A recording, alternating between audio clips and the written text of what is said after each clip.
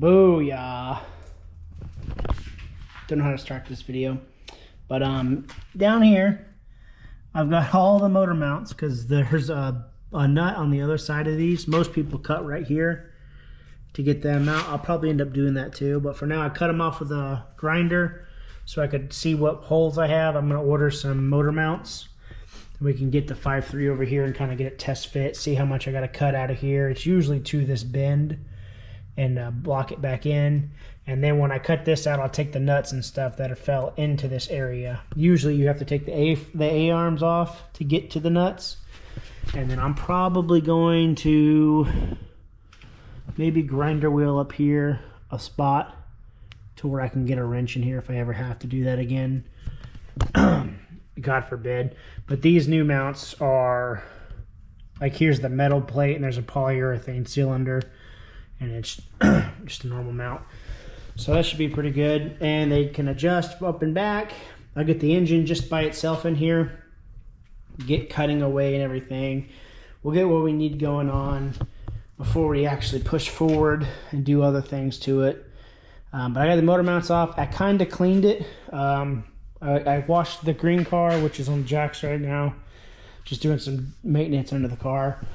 But I got it all somewhat cleaned up. Of course, this whole frame is going to have to be wire wheeled down and then rust reformed and then undercoated.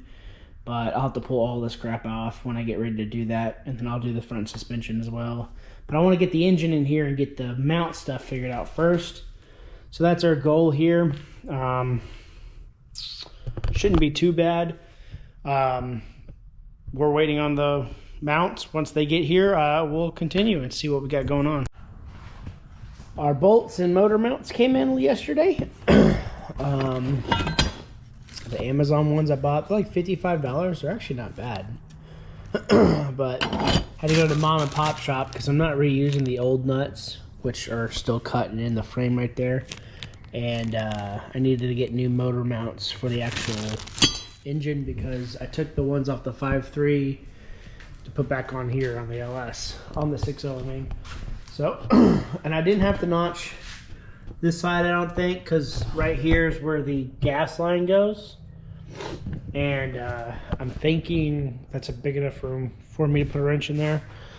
They run the gas lines through the frame for some reason. We're not doing that though. I'd rather not have it through the frame well anyways. But we're gonna get this all mocked up. I'm gonna put the motor mounts on real quick, and then we're gonna put the engine in and see what we need to cut. I know there's some notching that needs to be done in said area. So I'll end up taking this brake line off. Probably end up redoing the brake lines too, honestly. Probably not a bad idea to just go ahead and cut these and redo all of it. But let me get these put on real quick. We'll go from there. Okie dokie. Went ahead and put the mounts on. Jacked it up, put it in the car, of course. I just now put them in finally. They're still loose, but just trying to see what we have room-wise. I know when I do the AC thing, ICT makes a kit for this box. It's basically shaved down in the back so I can get it back in more. I'm definitely gonna have AC in this car. But I mean, everything looks pretty darn good where it's at, honestly. And I still have some play. I could push it back, I think, more if I wanted to on the mounts. But as you can see, the AC box is in my way, so I'll have to order that thing. But I mean, yeah, I'm pretty excited, honestly. It came in a little bit easier than before. And with the, I don't know if you can see down there, probably not. With that 302, how do I get, right over here? No? No? You can see I have room, but not by much for the oil pan. Of course, this is a truck oil pan. It's the Holley 302-2. I have a 30, no, it's a -1. The -2 is in this one. But I'm gonna notch it still, of course, just to get, we want a little bit more room than 1/8 of an inch. Not a big deal. once I get the engine in here, I'll crawl under there after I sweep the floor, metal shavings, and kind of white chalk the frame where I need to cut it.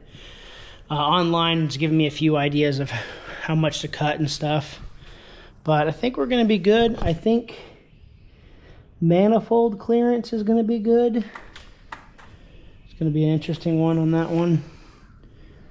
Should be able to fit a regular manifold in here. Should. I know there's plenty of people who run headers and they wrap around and stuff like that, but I don't think it's all the way in yet either. Yeah, it is. So if I wanted to, I could. Yeah. So that's where it's going to sit for now. But I mean, it's pretty. I'll tell if it's center true or not. It won't be perfectly center true until I tighten everything down, but we'll have to look at it later on, especially once the trans goes on it and stuff. That's another thing. We may end up going, I think, looks like we have room, but it probably wouldn't hurt to notch this all up and re-weld the firewall just a bit. See what's in that area. Worst case, we lower the truck mount or the motor mounts, which I really don't want to do. We'll figure all that out later on, but not a bad start to our Ellis swapped S10 for the wife. Of course, I got to get I'm getting a Magnum F for the green car. I hadn't even got this thing tuned yet. I need injectors for E85. I need a clutch because that eBay true clutch is not going to handle what it's going to push out. I get all that, and then I'll put the trans from this engine for the green car to this truck, and we can finish mocking it up. They say you can't put it in or something like that.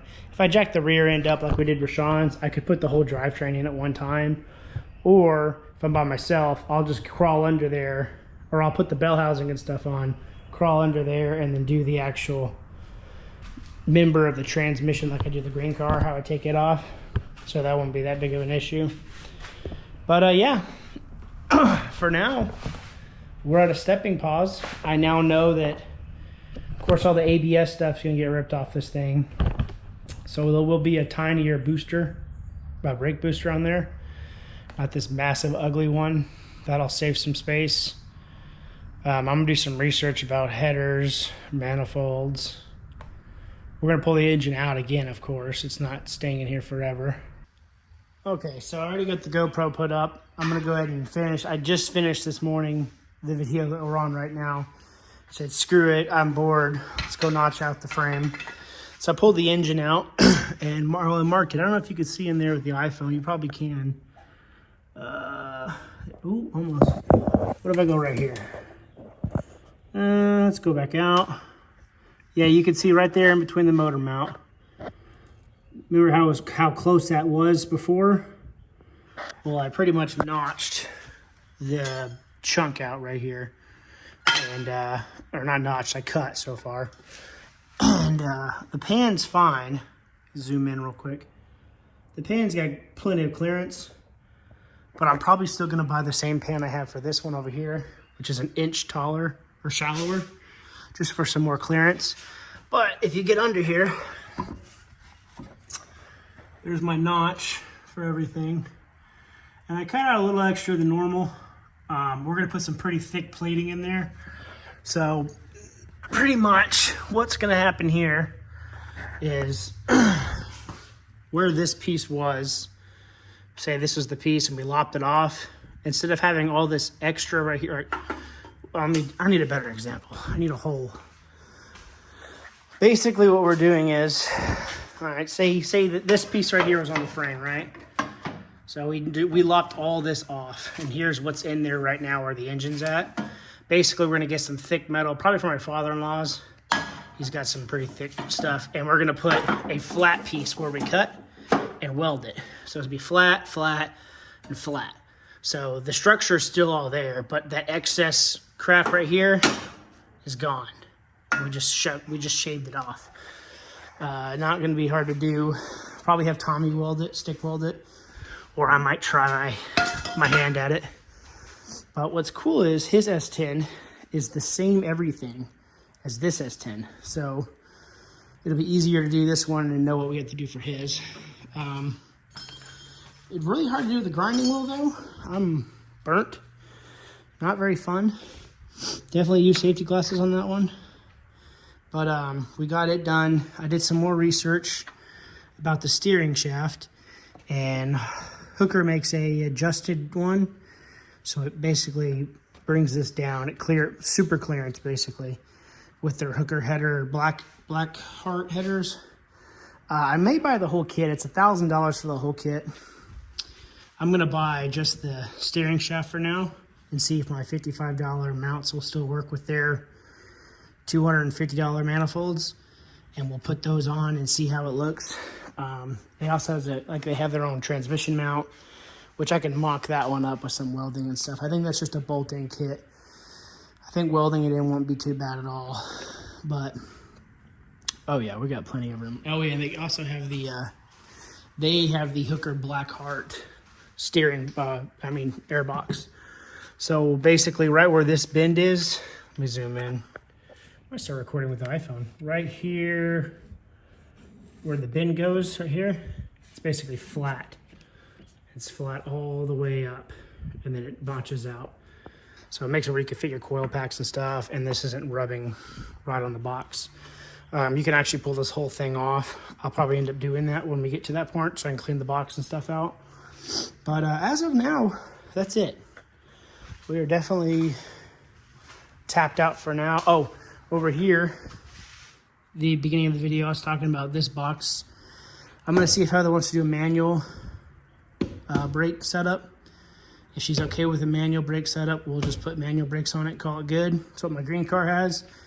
If not, a 99 Monte Carlo has a longer but skinnier power steering box that we can put here and change it all out and still run everything power steering.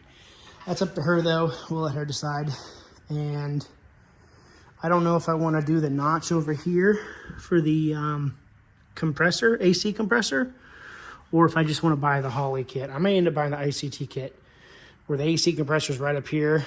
I think power steering's here and alternators right there, because the OEM one, the AC condenser hoses go all the way around anyways, and I might just do it that way so I could just buy the regular hoses and not have to make any custom ones. My Bluetooth radio scared the piss out of me. But yeah, so we'll do a couple more test pits, pull this all back out. Just gotta buy parts now, really, one part at a time. I'll probably pull the steering shaft off, which didn't look too hard in the video. I don't know if we need this sensor for power steering fluid being low. I think we can delete that, honestly. Just run our power steering fluid, clutch and stuff. I need to find I'd like to redo this and just buy a standalone junction box that just has like the headlights and stuff, and then wire my own stuff for key on, alternator key on, and all that other stuff into that box. And over here, I think this is just the AC stuff. I think I'm gonna end up rerouting that or keeping it there. But down there, I think was this is one of the truck harnesses. I don't know. I think this is its own harness right here. Well, this is probably where we're gonna have our terminator. I need to find out what this stuff over here is though, down there.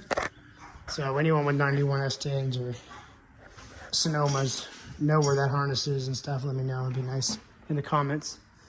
But yeah, for now, I'm recording with my iPhone. I can't see myself in it, but I'm probably dirty. I got some, even with safety glasses, I got some hot metal in my corner of my eye. So that right there told me I'm done today. But yeah, we're getting there, guys. If you guys have any advice on what y'all did on y'all swamps, let me know. I'm doing the typical LS stuff, like the notching of the frame. I think if you have a V6, you don't have to notch it. But this is a 4-cylinder, so I'm gonna notch it anyways. I can get metal. I have a stick welder, and we can weld some stuff on there before I do the coating and everything. But yeah, we're gonna see if I can use those Amazon motor mounts with the Blackheart headers and the Blackheart steering shaft. If I can, I save myself $200 and something because I don't need to use their mounts. If I have to, I'll just go buy their mounts and stuff. No big deal. I'd like to be as simple and easy as possible with the least amount of cutting. But, I mean, yeah, that's about it. It's been a pretty easy build so far. So, I'll see y'all in the next one. And you guys have a good weekend.